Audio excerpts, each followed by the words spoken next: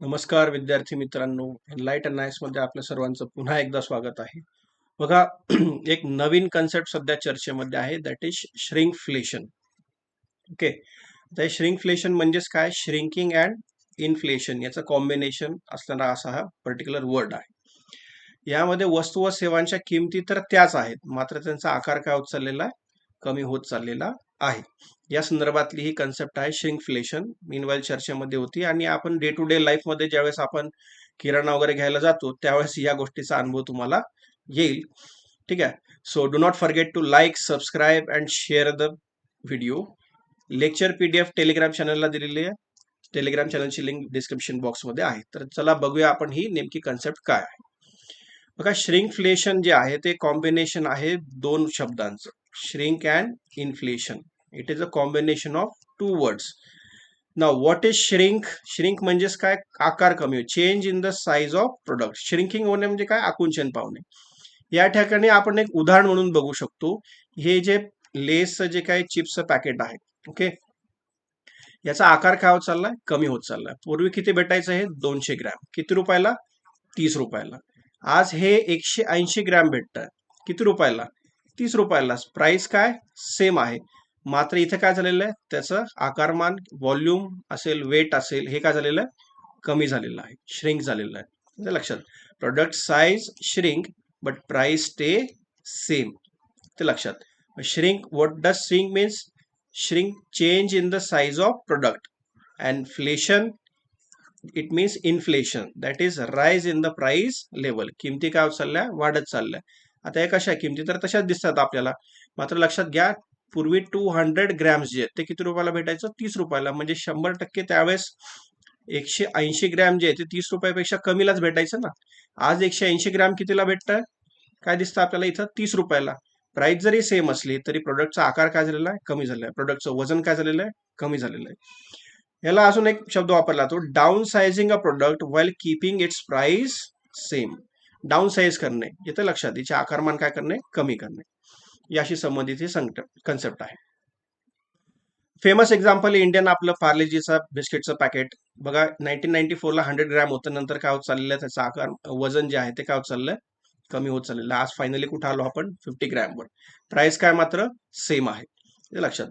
So shrinkflation is the practice of reducing the size of product while maintaining its sticker price. जी त्याच्या स्टिकरवर असणारी price आहे, आपण काय चेक करतो? एमआरपी चेक करतो. ती एमआरपी जी आहे ती मात्र सेमच आहे, मात्र त्याचे जे व्हॉल्यूम असेल, त्याचं वेट असेल, ते लक्षात, त्याच्यात असणारी क्वांटिटी असेल, ती काय होत चाललेली आहे? कमी होत चाललेली आहे. सारखीच किंमत ठेवायची, उत्पादनाचा आकार मात्र काय करायचा? कमी करायचा. आणि हा काय आहे? It is a form of hidden inflation. छुपा महागाईचा प्रकार आहे हा, हे लक्षात घ्या. आणि हे लक्षात येत नाही, हळूहळू लक्षात येतं, ते लवकर लक्षात येत नाही. आता लक्षात ठेवा, अन्न आणि पेय उद्योग, फूड अँड बेव्हरेजेस, म्हणजे एफएम, आणि त्यातल्या त्यात सुद्धा एफएमसीजी जे आहे, फास्ट मुव्हिंग कन्झ्युमर गुड्स, जो एफएमसीजी जे आहे या सेगमेंटमध्ये, त्यातल्या त्यात आपण जे किराणा असेल, किराणामध्ये रेग्युलरली जे वापरतो, एफएमसीजी काय? फास्ट मुव्हिंग, म्हणजे लवकरात लवकर विकले जाणारे कन्झ्युमर गुड्स, ज्याच्या आपण काय करतो? कन्झ्युम करतो. हे फास्ट मुव्हिंग कन्झ्युमर गुड्स जे आहे, याच्यामध्ये काय दिसतं आपल्याला? हा प्रकार दिसायला लागलेला आहे. इथे लक्षात, जिकडे प्राइजेस तर सारख्याच असतात, 10 रुपयाचं जे काय तुमच्या मसाल्याचं पॅकेट असेल वगैरे, आजही ते 10 रुपयालाच भेटतंय, मात्र त्याच्यामधले जे ग्रॅम असतील, त्याचं वेट असेल, ते काय झालेलं आहे? कमी झालेलं आहे. म्हणून फूड अँड बेव्हरेज, अन्न आणि पेय उद्योगांमध्ये, एफएमसीजी मध्ये स्पेसिफिकली, नफा मार्जिन वाढवण्यासाठी किंवा वाढत्या आदान खर्चाच्या पार्श्वभूमीवर, एकतर प्रॉफिट मार्जिन मेंटेन करायचं आहे, दुसरी गोष्ट इनपुट कॉस्ट जी आहे ती इनपुट कॉस्ट वाढलेली आहे, या पार्श्वभूमीवर बाजारात आपले स्थान टिकवून ठेवण्यासाठी कंपनीने स्वीकारलेलं धोरण आहे. आता बाजारामध्ये स्थान टिकून ठेवणं का गरजेचं आहे? कारण की याच्यामध्ये जे असते कॉम्पिटिशन असते, आणि त्या कॉम्पिटिशन मध्ये आपलं स्थान जे आहे, मार्केट प्लेस जे आहे, मार्केट आपलं जो शेअर आहे, तो टिकवून ठेवण्यासाठी काय करतात? कंपनी असं धोरण स्वीकारतात. कोणतं धोरण? श्रिंकफ्लेशनचं. युरोपियन आणि उत्तर अमेरिकन बाजारपेठेतील मोठे उत्पादक त्यांच्या उत्पादनाच्या स्पर्धात्मक किमती राखण्यासाठी त्यांच्या नफ्यात लक्षणीय घट न करता या धोरणावर अवलंबून राहतात. आता हे जरी युरोपियन आणि अमेरिकन मार्केट बद्दल असलं तरी सुद्धा इंडियन मार्केटमध्ये सुद्धा काय दिसतं आपल्याला? या एफएमसीजी सेगमेंटमध्ये अशा प्रकारची प्रॅक्टिस केलेली दिसते. That is nothing but shrinkflation. आता ही श्रिंकफ्लेशन काय परिस्थिती आहे बघा, अर्थशास्त्राचे आपण दोन प्रकार बघतो. एक मायक्रो जे एका इंडिव्हिज्युअल लेवलला फोकस करतं, आणि मॅक्रो जे आहे ते जरा नॅशनल किंवा ग्लोबल लेवलला फोकस करतं. ही श्रिंकफ्लेशन जी परिस्थिती आहे ती मॅक्रो इकॉनॉमिक सिच्युएशन आहे बघा, की स्थूल अर्थशास्त्रीय दृष्ट्या अर्थव्यवस्था आकुंचन पावत आहे. म्हणजे प्रोडक्शन जे आहे ते वाढतंय का, कंपॅरेटिव्हली क्वांटिटी वाईज जर विचार केला तर ते कमी होतं आणि वाढत्या किंमत पातळीचा अनुभव येत आहे. म्हणजे एकीकडे प्रोडक्शन जे आहे, अर्थव्यवस्था जी ती आकुंचन पण पावत चाललेली आहे, दुसरीकडे वाढत्या किमतीचा पण काय येतोय अनुभव येत आहे. म्हणजेच काय येतंय, इन्फ्लेशन पण होत आहे. त्यामुळे हे श्रिंकिंग होतं, म्हणजे shrinking and inflation Naveen concept आहे, लक्षात ठेवा. आता या श्रिंकफ्लेशनची प्रमुख कारणं काय आहेत ते लक्षात घ्या. याचं कारण काय, महत्वाची कारणं जर लक्षात घेतली आपण तर आपल्याला लक्षात येईल की उच्च उत्पादन खर्च, प्रोडक्शन कॉस्ट जी आहे ती काय चाललेली आहे, वाढत चाललेली आहे. हे याचं काय कारण आहे, प्राथमिक कारण.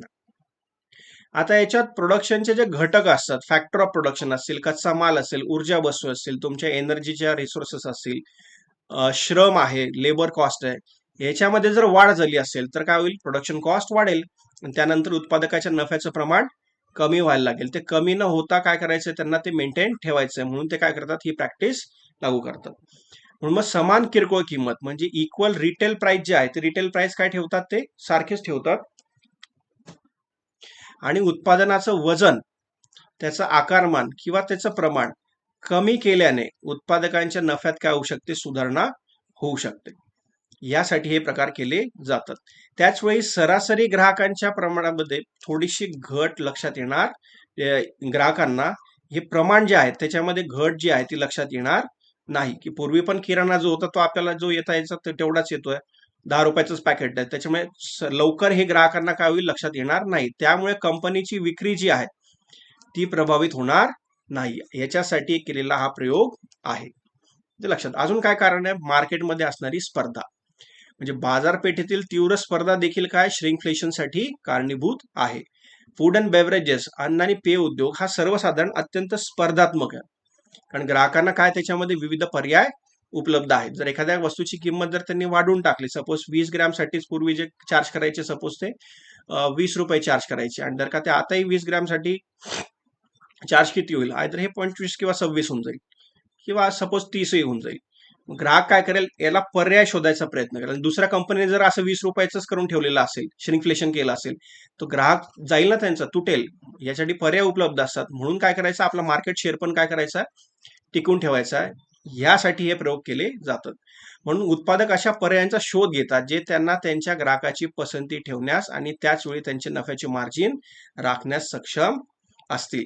म्हणजे आपला ग्राहकही टिकून ठेवायचा आणि आपला प्रॉफिट मार्जिन जो आहे तो सुद्धा काय करायचा, मेंटेन ठेवायचा आहे. त्यासाठी हे प्रयोग केले जात असतात. आता याचे परिणाम काय होऊ शकतात, ग्राहक जे आहेत ते काय होतील, निराश होऊ शकतात. इथे लक्षात, ग्राहकांना हळूहळू का होईना पण या गोष्टी लक्षात येतात. उत्पादकाचा ब्रँड जो असतो त्याच्याबद्दल ग्राहकाच्या भावना ज्या असतात, सेंटिमेंट जे आहेत त्या काय होऊ शकतात, बिघडू शकतात. हे लक्षात, कारण की ब्रँड व्हॅल्यू असतेच, आणि त्या ब्रँड व्हॅल्यू जे आहे त्याचं डिग्निटी किंवा त्याचं गुडविल जे असतं, त्या गुडविल काय होऊ शकतं, खराब होऊ शकतं. ग्राहकांच्या खरेदी शक्तीवर परिणाम होतो, म्हणजे त्यांचं डिस्पोजेबल इन्कम जे राहतं त्या डिस्पोजेबल इन्कमवर पण परिणाम होईल ना, आणि त्यांची पर्चेसिंग पॉवर पण कमी होते. कसं होईल, पूर्वी लेटेस्ट जर का ह्या माता ज्या असतील कुठेतरी, या जर का पूर्ण सामान विकत घेत असतील, तर पूर्वी सपोज हे 5,000मध्ये एवढं सामान विकत घ्यायचं, आज 5,000मध्येच काय होतं, कमी सामान भेटतं.